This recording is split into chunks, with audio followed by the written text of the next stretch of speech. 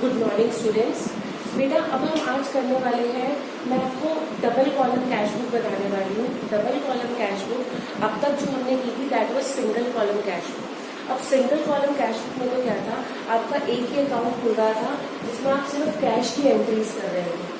अब तक जो हमने कैश बुक पढ़ा दैट वाज ओनली कि जिसमें आप कैश की एंट्रीज कर रहे हैं, ठीक है। अब जो हम डबल कॉलम कैश बुक करने वाले हैं, डबल कॉलम कैश बुक कुछ डिफरेंट नहीं है, बस यहाँ पे ये हो जाता है, फॉर्मेट भी हमारा सेम है, बस कैश के साथ हमारा बैंक कॉलम और बन जाता है साथ में, ठीक है। कैश के साथ बैंक कॉलम, ये आपकी पूरी डेबिट साइड हो गई, वहीं आपकी क्रेडिट साइड वही कैश और बैंक कॉलम ऐसे डिवाइड हो जाता है। बिल्कुल सेम ट्रीटमेंट है, जैसे आपके पास कैश आता था तो आप कैश की डेबिट में रिकॉर्ड करते थे कैश बुक की, और कैश जाता था तो कैश बुक की क्रेडिट में रिकॉर्ड करते थे। ऐसे ही हम जब डबल कॉलम बना रहे होते हैं तो जब बैंक में पैसा आएगा, बैंक में पैसा आएगा तो कैश बुक की डेबिट साइड में रिकॉर्ड करेंगे, बैंक में से पैसा जाएगा तो कैश बुक की क्रेडिट साइड में रिकॉर्ड करेंगे।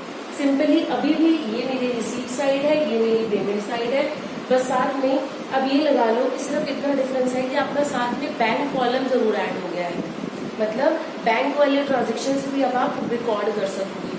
पहले क्या था, पहले हम सिर्फ कैश वाले ट्रांजेक्शन को रिकॉर्ड कर पा रहे थे, but with double column cash book हम जो है अपनी बैंक वाले ट्रांजेक्शन को भी साइमल्टेनियसली दोनों को साथ में रिकॉर्ड करेंगे। अब इसमें कुछ कुछ ट्रीटमेंट्स हैं जो मैं आपको बताऊंगी, जिसमें सबसे पहला जो ट्रीटमेंट होगा हमारा जो दे रखा है दैट इज ऑफ योर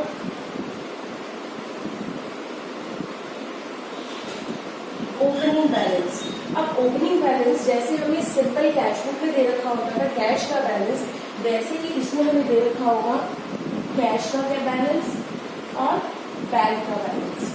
ये ओपनिंग बैलेंस दे रखा है, ये हमारी फर्स्ट एंट्री है, this is your entry number A. आपको ओपनिंग बैलेंस दे रखा है कैश और बैंक का, तो ओपनिंग बैलेंस दे रखा है, कुछ नहीं कह रखा, that means it is a debit balance. Debit balance है हमारा, अगर ये हमारा डेबिट बैलेंस है तो हम इसको डेबिट साइड में रिकॉर्ड कर देंगे। क्या एंट्री करेंगे, बाय बैलेंस ब्रॉट डाउन। यहाँ पे आप अपना सपोजिंगली 1000 आपको कैश का दे रखा है और 11,000 आपको बैंक का दे रखा है, तो 1000 मैं कैश में रिकॉर्ड कर दूंगी और 11,000 मैं बैंक में रिकॉर्ड कर दूंगी। ये तो हो गया ओपनिंग बैलेंस। अब मैंने आपको स्टार्टिंग में बताया था कि cash book can never have credit balance, लेकिन जब हम बैंक अकाउंट साथ में बना रहे हैं, जब हम बैंक कॉलम को साथ में ऐड कर रहे हैं, तो it can have negative balance as well, it can have credit balance as well, ठीक है। कैश बुक का कभी भी नेगेटिव बैलेंस नहीं हो सकता, मतलब कैश बुक में कैश कॉलम का, कैश बुक में कैश कॉलम का नेगेटिव बैलेंस या क्रेडिट बैलेंस कभी नहीं हो सकता, लेकिन बैंक कॉलम का जरूर हो सकता है आपका। ये जो मैंने पोस्टिंग की है that is your entry number A, ये ए ट्रांजेक्शन है मेरी, ठीक है। उसके बाद नेक्स्ट मैं आपको बता रही हूँ ओपनिंग बैलेंस में ही, ये मेरी A1 थी, मैं आपको बता रही हूँ A2। अब मान लो इन्होंने दूसरे उसमें दे रखा है बैंक अकाउंट ब्रैकेट में क्रेडिट बैलेंस 10,000 रुपीज। अब इन्होंने दे रखा है बैंक अकाउंट ब्रैकेट में क्रेडिट, मतलब it has a credit balance. Bank में क्रेडिट बैलेंस होने का मतलब होता है it is a bank overdraft, मतलब ऑलरेडी ही आप नेगेटिव में चल रहे हो, आप ऑलरेडी ही आपकी पेमेंट साइड में बैलेंस खड़ा हुआ है, आपने ऑलरेडी ही बैंक को देना है। तो इस केस में हम इसको कैसे रिकॉर्ड करेंगे, इसको हम रिकॉर्ड करेंगे A2 by balance brought down. आपने बैंक कॉलम में क्रेडिट साइड पे लिख दिया 10,000 rupees, that means it had a negative balance. Clear है ये थे हमारे ओपनिंग बैलेंसेस की entries. Treatment in case of your double column cash book, जहाँ पे आप अपना कैश कॉलम भी बना रहे हो और आप अपना बैंक कॉलम भी बना रहे हो, ठीक है। अब देखते हैं नेक्स्ट। अब नेक्स्ट आती है हमारी, बहुत ध्यान से समझना, ये एंट्री बहुत बार आएगी, जिसको आप बोलते हो कॉन्ट्रा एंट्री। कॉन्ट्रा एंट्री वो एंट्री होती है जहां पर हमारे कैश और बैंक कॉलम दोनों साइमल्टेनियसली इफेक्ट हो रहे हैं। मतलब एक एंट्री ऐसी जहाँ पर आपका कैश कॉलम भी आ रहा है और आपका बैंक कॉलम भी आ रहा है। ठीक है, जैसे कि ये हो सकता है यहाँ पे मतलब आपका कैश और बैंक दोनों ही इफेक्ट हो रहे हैं। अगर कैश में प्लस हो रहा है तो बैंक में माइनस हो रहा है, कैश में माइनस हो रहा है तो बैंक में प्लस हो रहा है, लेकिन इफेक्ट दोनों आपके साइमल्टेनियस हो रहे हैं। जैसे कि फॉर एग्जाम्पल मान लो कॉन्ट्रा एंट्री में आपका हो सकता है withdrawn cash from bank for office use 5,000 rupees. आपने बैंक से कैश विड्रॉ किया ऑफिस यूज के लिए 5,000 रुपीज। तो इस केस में हमारी जनरल एंट्री क्या बनेगी? आपने बैंक से कैश विड्रॉ किया है तो कैश तो मेरे पास आ गया और निकला कहाँ से? मेरे ही बैंक अकाउंट से निकल गया। तो मेरे पास तो कैश आया, debit what comes in cash account debit to कहाँ से निकला? वो मेरे बैंक अकाउंट से निकला, तो cash account debit to bank account. तो यहाँ पे मेरा कैश अकाउंट भी इफेक्ट हुआ, मेरा बैंक अकाउंट भी इफेक्ट हुआ। बट ये जरूर होगा कि अगर एक की डेबिट साइड इफेक्ट हो रही है तो दूसरे की आपकी क्रेडिट साइड इफेक्ट होगी। अगर एक की क्रेडिट साइड इफेक्ट हो रही है तो दूसरे की आपकी डेबिट साइड इफेक्ट होगी। अब यहाँ पे हमारी एंट्री क्या बनेगी? Cash account debit to bank account, cash account debit to bank account, ये हमारी एंट्री बन जाएगी। अब cash account debit to bank account, तो आप इसको रिकॉर्ड कैसे करोगे? जब मैं कैश बुक में रिकॉर्ड कर रही हूँ, जब मैं कैश बुक में रिकॉर्ड कर रही हूँ तो मेरी एंट्री बनेगी टू बैंक अकाउंट 5,000 रुपीज। और जब मैं उसको बैंक अकाउंट में रिकॉर्ड कर रही हूँ तो बैंक को मैंने क्या किया हुआ है? क्रेडिट किया हुआ है, तो बैंक की क्रेडिट साइड में रिकॉर्ड हो जाएगा by cash account 5,000 rupees. Clear है? और अब यहाँ पे हम बीच में इसमें डाल देते हैं जहाँ पे आपका वाउचर और ये वाला कॉलम होता है ऐसे सी, ऐसे करके सी, मतलब this is a Contra entry. Contra entry मतलब इसने आपकी दो साइड को इफेक्ट किया हुआ है। This is your Contra entry. Clear है? ये कॉन्ट्रा एंट्री तो ये हो गई जब आपने कैश विड्रॉ किया बैंक से। ऐसे ही आपकी दूसरी कॉन्ट्रा एंट्री क्या हो सकती है? Cash deposited into bank ₹5,000। Cash आपने डिपॉजिट कराया है बैंक में, इस अमाउंट को हम 6,000 कर लेते हैं। Cash deposited into bank 6,000। अब क्या हुआ? मेरे यहाँ से कैश बाहर चला गया। अब कैश बाहर चला गया और वो कहाँ गया? मेरे ही बैंक अकाउंट में गया। तो मेरे बैंक में तो पैसा आ गया। एंट्री क्या होगी आपकी? बैंक अकाउंट डेबिट और टू कैश अकाउंट, क्योंकि मेरे यहाँ से कैश जो है वो बाहर चला गया है। This is your B to bank account debit to cash account. तो एंट्री क्या हो जाएगी? अब आप इसको रिकॉर्ड कैसे करोगे? Bank account debit to cash account.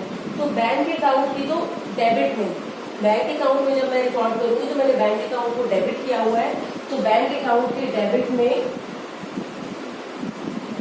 To cash account मेरे बैंक में आ गया 6,000 रुपए, और उधर से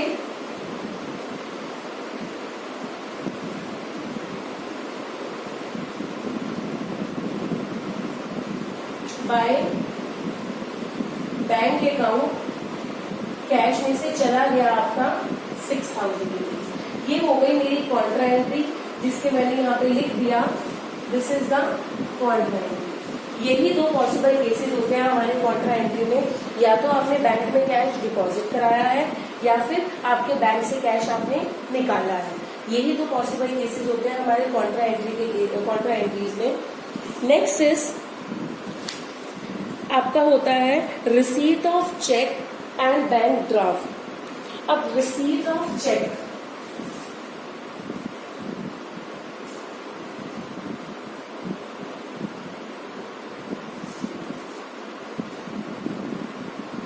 रिसीट ऑफ चेक या फिर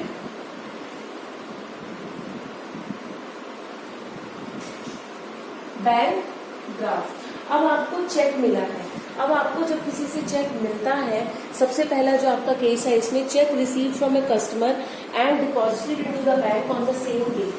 आपको चेक मिला कस्टमर से और आपने साथ साथ उसको क्या किया, बैंक में डिपॉजिट करा दिया। अब जब चेक मिला और साथ साथ ही वो सेम डे ही मैंने बैंक में भेज दिया, जब सेम डे बैंक में भेज देते हैं तो मतलब सेम डे ही मेरे बैंक अकाउंट में पैसा डिपॉजिट हो गया।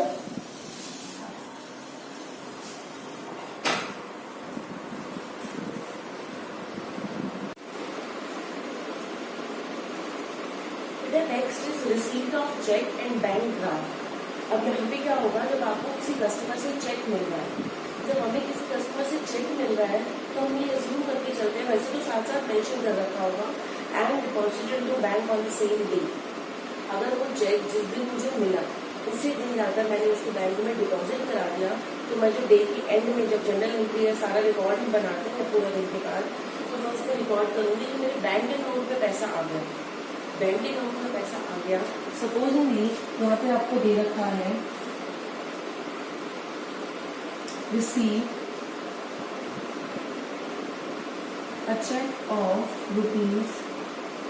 ₹500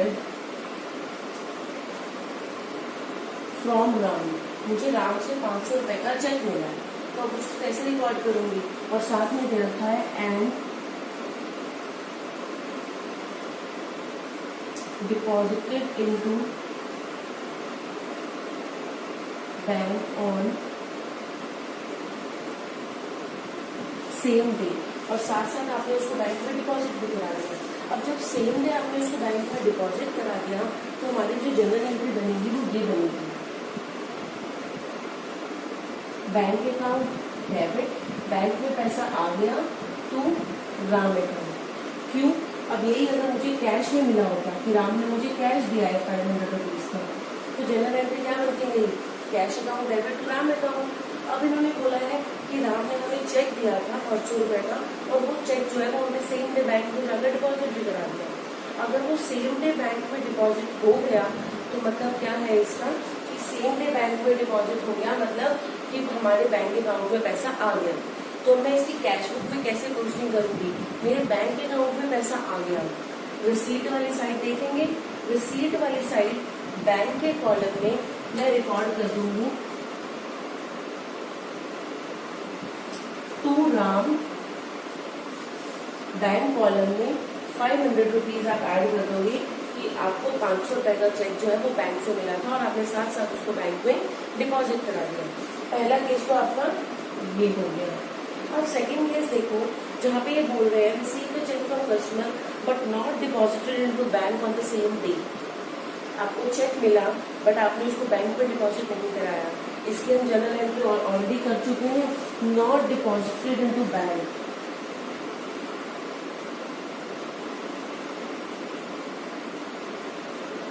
नॉट डिपॉजिटेड सेम डे। अगर आपने उसको सेम डे डिपॉजिट नहीं कराया है, अब सेम डे अगर आपने उसको डिपॉजिट नहीं कराया है तो डेफिनेटली वो चेक आपके पास एज इट इज रखा हुआ है। हम ये भी नहीं बोल सकते जी वो कैश की फॉर्म में है, कैश भी नहीं है वो। अब मुझे उससे कैश चाहिए होगा, पैसा चाहिए होगा तो मुझे पहले बैंक पे जाकर उसको डिपॉजिट कराना पड़ेगा। मैं ये भी नहीं कह सकती कि मेरे बैंक अकाउंट की फॉर्म में है। तो डेफिनेटली आपको क्या करना है, नॉट डिपॉजिटेड सेम डे, तो उसको हम कैश बुक पे रिकॉर्ड कर ही नहीं सकते क्योंकि वो ना एग्जैक्टली कैश की फॉर्म में है ना वो एग्जैक्टली बैंक की फॉर्म में है। बैंक की फॉर्म में तो तब होता है ना अगर वो बैंक पे जाकर डिपॉजिट हो जाता, और कैश की फॉर्म में तब होता जब मैं उनको इंस्टेंटली स्पेंड कर सकती। अब दोनों ही केस यहाँ पर नहीं है तो हम एंट्री कर देंगे। जनरल एंट्री जो बनेगी वो हमारी बनेगी cheque in hand account debit to Ram account. तो इसको हम कहीं पे भी पोस्ट नहीं कर सकते, cheque in hand account debit to Ram account. ना ही आपका बैंक अकाउंट में पोस्ट हो सकता है, ना ही आपका कैश में पोस्ट हो सकता है, मतलब ये हमारी कैश बुक में एनी हाउ नहीं आएगा। एक इसका तीसरा केस होता है हमारा, नेक्स्ट दे रखा है पेमेंट बाय चेक। अब पेमेंट बाय चेक क्या होता है, जब आपने किसी को चेक काट कर दे दिया। अब यहाँ पे मैंने आपको बताया था जनरल एंट्रीज में कि जब हम किसी को चेक काट कर देते हैं तो हम ये ज्यूम कर लेते हैं कि साथ साथ वो पैसा जो है वो मेरे बैंक अकाउंट से निकल गया। साथ साथ अगर मेरे बैंक अकाउंट से निकल गया तो जनरल एंट्री क्या होती है उसकी, साथ साथ अगर वो मेरे बैंक अकाउंट से निकल गया तो मतलब मैंने किसी को चेक काट कर दिया, मान लो मैंने राम को 500 रुपीज का चेक काट कर दिया। अब 500 रुपीज का चेक काट कर दिया है तो मेरी एंट्री क्या बनेगी, Ram account debit to bank account ₹500, कि मेरे अकाउंट से राम के नाम के 500 रुपए निकल गए। जैसे ही मैंने चेक साइन कर दिया, मतलब जिस दिन मैंने साइन कर दिया, चाहे वो जाकर उस चेक को बैंक में 4 दिन बाद डिपॉजिट कराए या 1 महीने बाद कराए, ठीक है, विद इन दैट वैलिडिटी जो 3 महीने की होती है चेक की, 3 महीने के अंदर अंदर वो कभी भी जाकर डिपॉजिट कराए, बट मेरे अकाउंट से मैं ये मानूंगी कि जिस दिन मैंने चेक इश्यू करके दे दिया उसी दिन वो चेक मेरे अकाउंट से निकल गया। अब निकल गया तो मैं एंट्री क्या करूंगी उसकी, बाय राम अकाउंट, मैंने उसको 500 रुपए का चेक काट कर दे दिया था। आगे बताइए समझ में, और इससे ज्यादा आपको नहीं करा रही हूँ। नेक्स्ट आपका डिसऑनर ऑफ चेक है, वो भी बहुत इंपॉर्टेंट है एंड विच इज थोड़ा सा बड़ा प्रोसेस है उसका, बहुत इजी है ऑल्दो, तो उसको हम नेक्स्ट क्लास में कवर करेंगे। आई होप जितनी एंट्रीज हमने की है वो आपको बहुत अच्छे से क्लियर है। इससे रिलेटेड क्वेश्चन अब आपको करने हैं, that is your question number 6, question number 7। With this you can solve your question number 6 and your question number 7. ये दो आपको करने हैं। Okay, thank you.